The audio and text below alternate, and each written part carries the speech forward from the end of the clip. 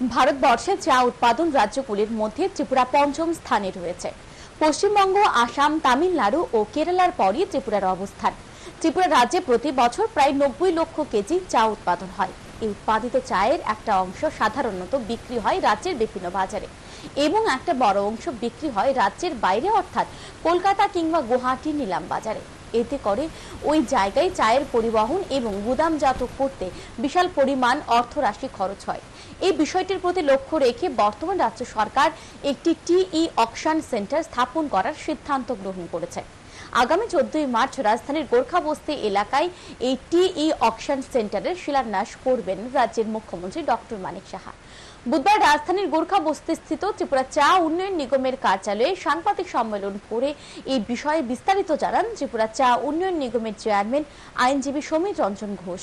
তিনি আরও জানান, ত্রিপুরা রাজ্যে 54টি বড় চা বাগান রয়েছে। সমবায় দ্বারা পরিচালিত 13টি চা বাগান রয়েছে। এছাড়াও 2800 ক্ষুদ্র চা চাষি রয়েছে ত্রিপুরা রাজ্যে।